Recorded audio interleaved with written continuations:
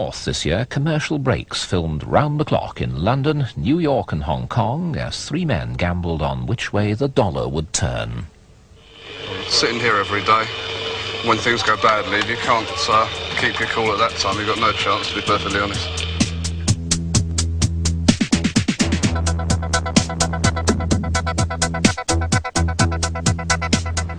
Richard Hill is one of a new breed of men around the City of London.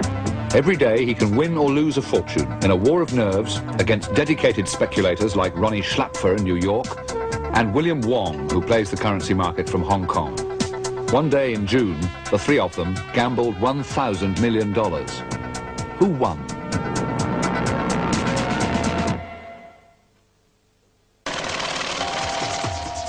Every day, currency dealers exchange hundreds of billions of dollars into pounds, marks into yen, francs into lira.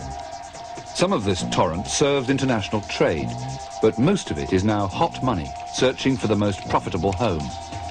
So lucrative has this business become that banks compete against each other 24 hours a day around the globe, trying to make money out of money. On June the 4th, 1985, commercial breaks filmed simultaneously in London, Hong Kong and New York, with three of the players in this game of electronic poker. In England, it's nearly midnight, and June the 4th is about to begin. Deep in the Kent countryside, Richard Hill is still hard at work, checking the market with his bank's American branch. No, but you've got to remember, the whole world is long as sterling. Oh, okay, you can hang on to early Far East, but I'll get rid of them sort of as soon as the Far East get going. I don't think you're going to make a fortune out of it. In New York, it's still only 6 in the evening. Ronnie Schlapfer speculates for himself and for 13 millionaires. Today, he's already made $200,000, but Ronnie's an addict. He'll search anywhere to make more. Listen, can you please tell me how the quotes are for sterling and Deutschmark in Australia? Yeah, in Australia now it's 3:04. In Hong Kong, it's early morning. June the 4th has already begun. Radio Television Hong Kong, the time 6:30. Trading on the European foreign exchanges was erratic and thin. Capitalist Hong Kong is living on borrowed time. Its people know that their buccaneering days may soon be over. So the pace of their favourite activity, making money, becomes ever more frantic. High up in a suburban apartment block, one of the Far East's leading currency traders has just woken up. 24-year-old William Wong comes from a family of currency traders who left China 30 years ago after the communists arrived. Wong's skills are not so much a product of education as of thousands of years of Chinese trading tradition. It's 7:45. Today there are no big news stories from Europe and America to help him decide which way the pound will go. He'll have to rely on his instinct.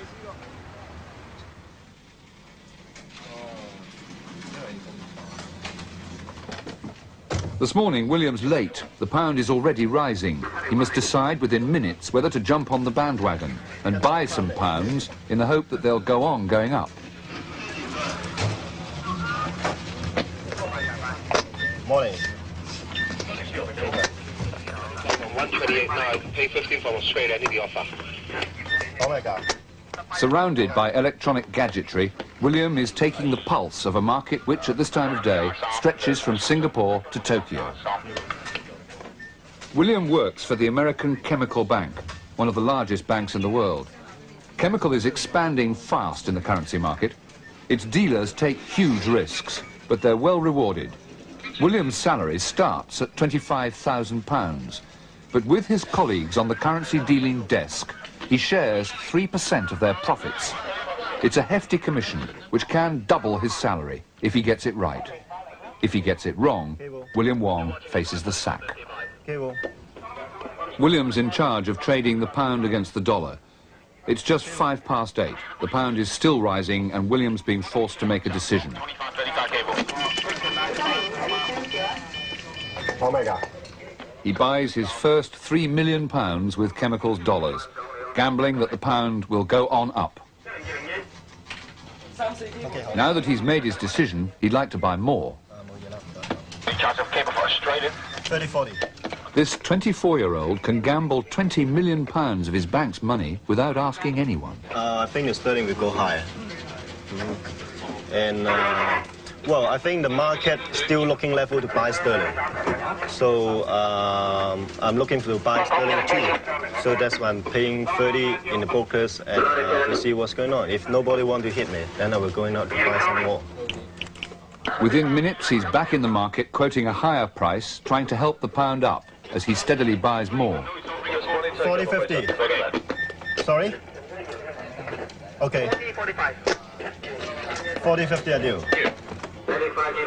He's just bought another £1 million. By mid-morning, he's up to £21 million. It could be time to get out before the price falls. 如果上翻去70幾個頭我先 sell， 而家長喺40幾個頭可以坐。個磅咧高少少要 sell 嘅，個市開咗長少少。call 到 free call 係暫時講快。call 得 free call 就。但係跟入嚟會買磅，作為買磅。風繼續吹咯。Meantime, in London, it's the middle of the night, and in Connecticut, it's late evening. Back home in a house appropriate for an international speculator, Ronnie Schlapfer's checking the news for possible impact on the markets. Good evening, I'm John Rowland. Ronnie's lifestyle depends on his ability to make money for his clients. 13 very rich individuals, each with a minimum stake of $500,000. The US is just a convenient base. Ronnie is Swiss, and his clients are spread around the world. But they'll stay with him only if he delivers. Last year, he made them an amazing 50% profit. To do so, he needs to keep at it, day and night, playing whichever markets are open.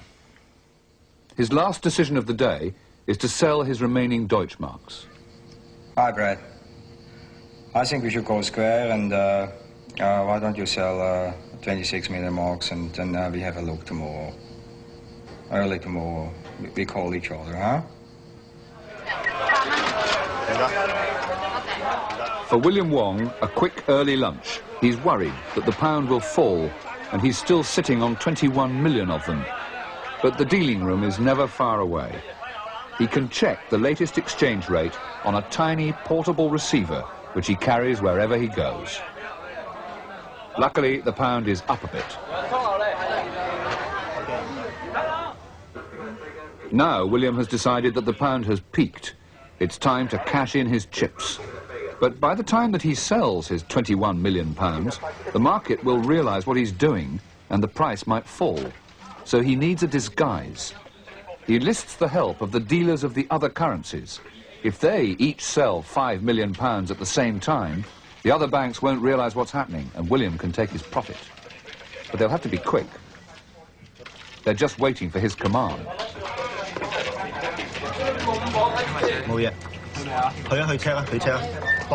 A final check on the price.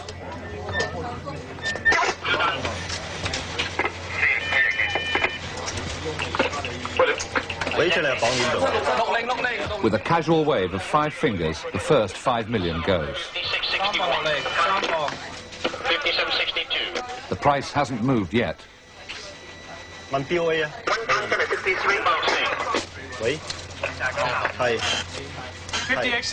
In quick succession, they sell 5 million pounds, another 5 million, and a last 5 million. And he's out. The sting has worked. A quick check on the price. Wait.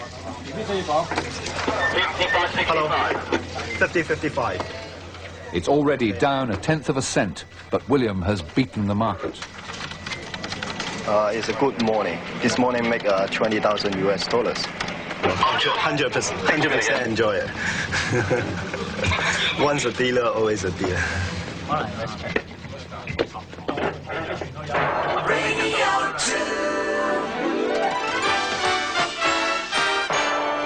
5 o'clock news time. This is Nick Page. A bomb has been found on the steps of the Syrian embassy in London. A 4th man has been accused of belonging to a spy ring in the United States. Currency trading is an addictive business. His wife still fast asleep, Richard Hill is already getting his first fix of the day with a call to his bank's Hong Kong office to see what's happening. And to give a special warning of what he intends to do to the pound, for their ears only. OK, mate. Well, I wouldn't be too long with sterling because we'll probably try and bash it down when we get in. Try and look for a quick 50 or 60 points. I guess we do feel some pride in the pound occasionally, but it's not part of our job. I mean, primarily I'm there to make money, so if the pound's falling, I've got to take advantage of it.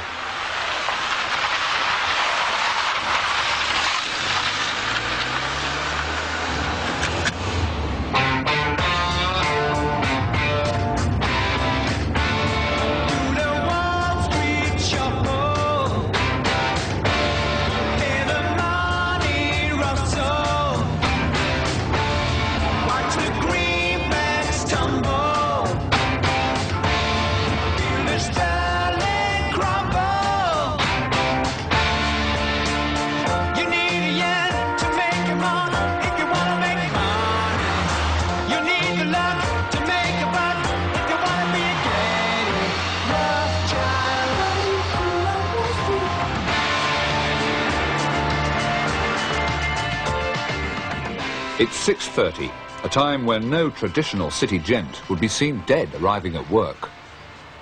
But Richard Hill is no traditionalist, more of a financial athlete than an economics scholar. He started right at the bottom in Barclays Bank. But at the age of 31, he already earns more than most of their high street managers.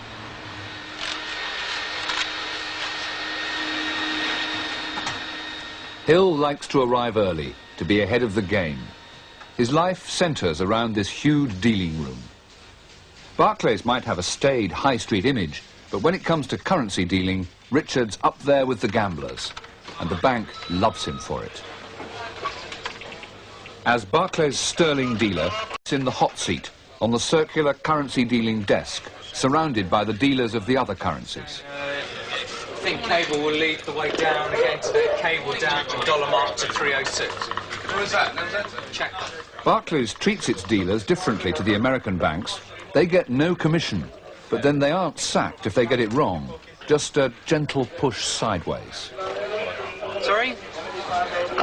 $75.80 sometime this week, but it's a matter of time. $75.80. But they're still hungry to make money. Working with tiny margins on hundreds of millions, these 8 young men squeeze every penny they can out of the market. Last year, Barclays Bank made over £100 million profit just from foreign currency dealing. It was lower. Much different. Just like 25. 25. At the start of the day, all the banks in the world are party to the same information. It's a question of whether you make the best use of the information during your life. Doesn't look like there's much of a trend at the moment, so as I say, we'll just play the market on people's positions, really, and take a bit of profit out of it. That still means bashing the pound this morning. So with London still mostly asleep, he calls Barclays Hong Kong on his computerised dealing screen. What's cooking, he asks. And he then tells them that he wants to sell some sterling. And the amount? 10. Their shorthand for £10 million. Barclays Hong Kong spread the word, trying to tempt other banks into buying. It's early afternoon, and William, flush from his morning success, is a likely candidate. He decides to call Barclays London direct to find out their latest price.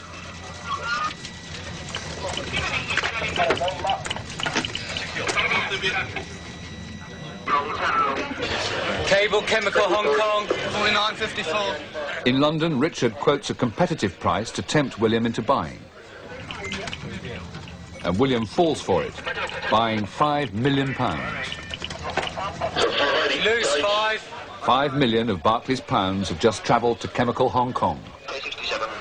As Richard sells more, the price falls. And within 10 minutes, it's down half a cent. The £5 million that William bought is now worth £20,000 less. In this small duel, Richard has scored. William is gracious in recognising a competitor's skill. Well, it's good dealers. This limit is quite good. Why do you say that? Well, sometimes you can see it scream, he can lead the market. It's 8 o'clock in the morning in London and the world is quiet. No coups, no assassinations, no new crises to rock the currency markets. Now Richard's boss, Chris Pavlou, has arrived. I fancy a big one sandwich, don't you? Go on, man. You a big one sandwich? I'll have a decent cup of coffee. Eh? I'll have a decent cup of coffee. Are you going to organise it then? Chris Pavlou used to be one of the world's biggest sterling dealers, but now, pushing 40, he knows he's too old for the game that he loves. There's nobody on that desk. It's over 35. People start in their early 20s for about 10 years, and by the time they reach their very early 30s, they had about enough. As you can see now, the market is having a small breather, but the dealers cannot afford to lose their concentration for 1 minute. They started at 7 o'clock this morning, and they're going to be here at 5 o'clock. And the market, whether it's quiet or busy, they've got to keep their adrenaline going. They've got to make sure the concentration is there, just in case the market decides to erupt.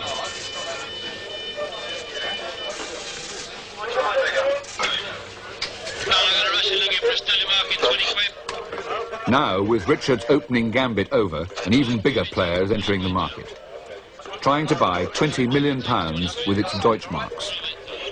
Perhaps it needs these millions to buy a lot of British goods, but more likely the Russian, otherwise known as Boris, in reality the Bank of Foreign Trade Moscow, is speculating that the pound will rise.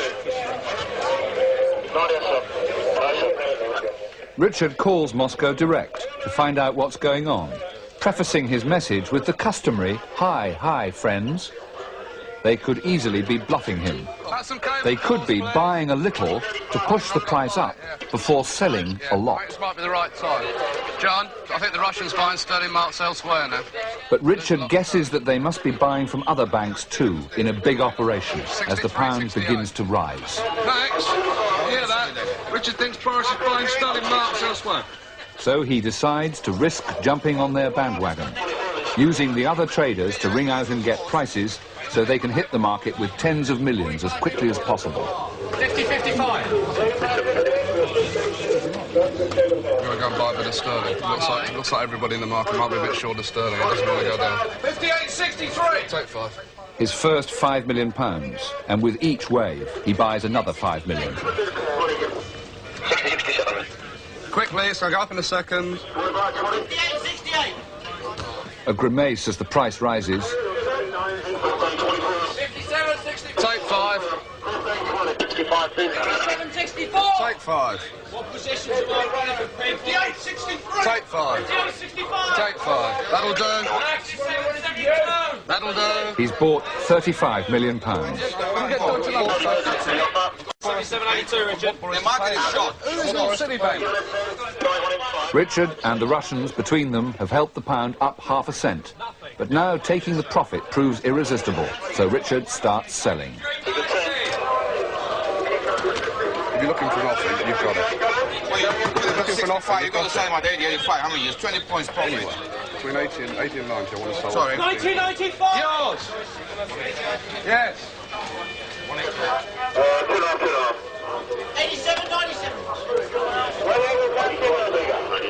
A brief speculative bubble has burst, but Richard has won again. So, as you saw, we bought £35 million, so we're up 30 points. We decided to take our profit.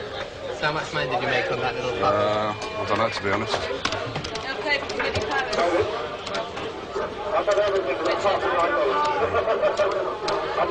£75,000. How much? About £75,000. That took you about half a minute. The price just Took about 3 minutes. 80-85. He's the best in the world because he has learned his trade the hard way. He started getting the sandwiches when he was in his early 20s, and he was kicked about by the other dealers, and he has no ego whatsoever. If he's wrong, he knows he's wrong, he will cut out, and he will say, I had enough, I'm not going to beat the market, and he's there to work for Barclays Bank, not for his ego. That's why he's so good. 64. $1/64 on the belt.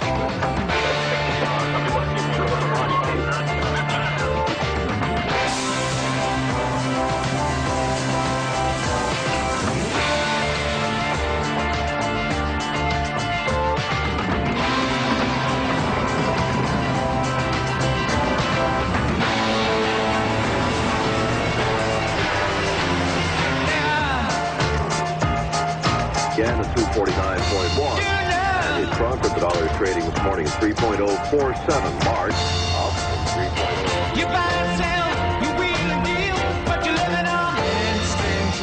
You get a tip, you fall away, and you make a big killing.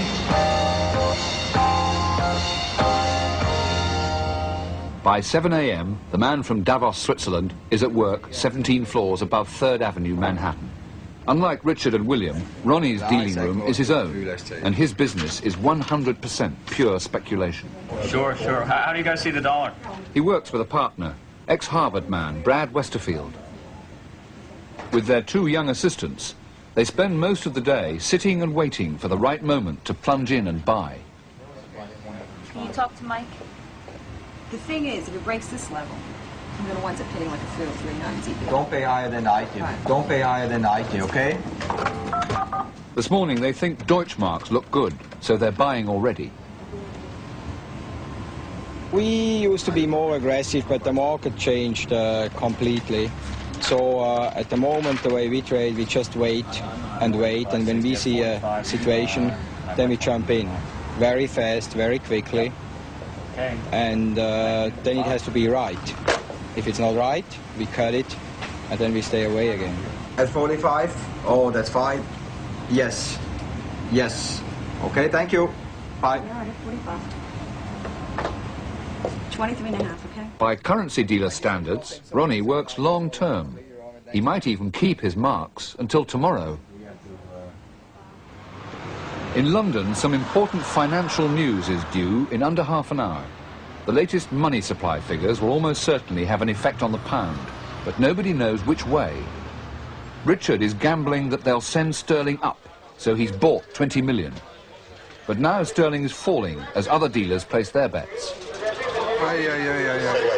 It's just hovering just below my level at the moment, Do you want to cut out a bit? I think I might cut it down a bit before the money supply figures, yeah. You're then gambling on something you don't know about, to be honest.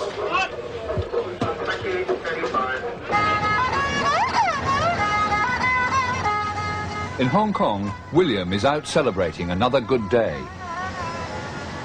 He only broke even in the afternoon, but he managed to hang on to his morning's profit. After buying and selling £120 million, he ended the day £20,000 up. But once a dealer, always a dealer. William likes to keep in touch, day and night. 60. Those money supply figures are due out any moment. 50 again now. 50 again. In London, as the price wobbles, tension is mounting. Okay.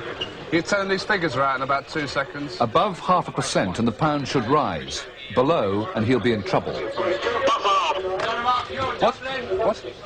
What? Upper half money supply?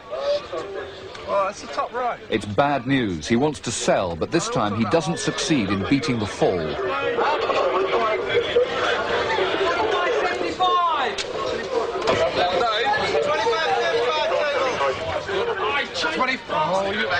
25.30. Richard, you must have changed immediately. Put the price in. What is that? 90.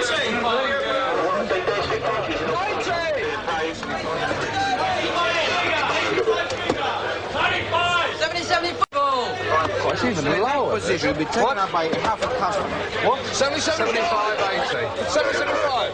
60, 70. In New York, it's now nearly noon, and they're already jumping into the market again, but not because they want to. Hi, this is CMI. Can I have a dollar mark, please? While Richard can hang on, they're being forced to quit as their marks fall. 95. Yeah, at 93 to Those other people that I told you about, and those are the ones This bank is playing around, he says. Just checking around the market now, we found out some Eastern Bloc countries were buying dollars and selling pounds very aggressively. And so basically we're just forced out of the position. That's something we have no control over, and we had to take a loss. We took about an $80,000 loss. If we hadn't gotten out of it so quickly, it would have probably been a loss $130,000, $150,000. And just one of those things you have no control over. And we just try to take our losses quite quickly. With the kind of trading we've done this morning, it's better to be at lunch. The market been very active tonight? It's just erratic, up and down and choppy. Ronnie and Brad's loss for the day so far totals $70,000. Now they're out at lunch, wooing a prospective client. An inevitable question soon comes up. One of the very touchy areas that the Middle Eastern is usually asked is the fee structure. Could you sort of elaborate on that a little more? Yeah, of course, there is a fixed management fee, and then we have an incentive fee, performance fee, yes, which we charge once a year. Now that cuts in when you reach a certain figure, I suppose. Right. That's on a graduated scale, which basically amounts to levels around 20–25% of the profits. So the fees are, of course, a little bit high, but... Sure, but the growth is so dynamic, I think the fees are sort of overshadowed by... Don't forget we work 24 hours. Right. Good night, Neil. In the 10 exhausting hours that Richard's been at work, the pound has moved up and down 2 cents. He's made just under £100,000 for the bank, buying and selling 750 million of them. How does he feel about handling such huge sums? Oh, no, to be honest, I never really thought about it, because you do it every day. It just comes naturally. But surely his antics affect the pound. Long term, we can't have that much influence on the market. I mean, it depends so much on commercial demand. Day to day, we can probably move the rate our favour, but as I say, nothing dramatic long term.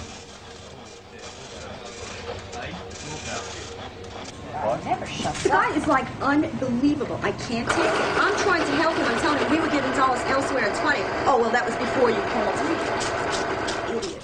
In New York, they're getting edgy. Did you leave a limit order? Talk to me about a rate. Did you leave anything, or you just told him to execute? Just do it. Oh, Do it.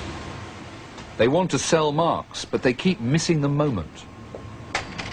They should call out and ask a price.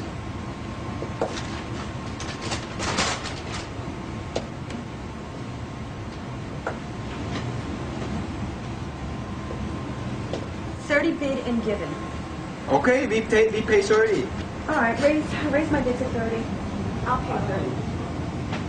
But this late afternoon trading is just it's getting to be a casino. So whoever buys the next, buys or sells 100 million and just moves it one big figure, and it means nothing, you know. I mean, as far as the next 24 hours. Just makes everybody run, they get in, they get out. Always at the bottom of the top, and... It's unbelievable. You know what it is? Okay, I'll leave it.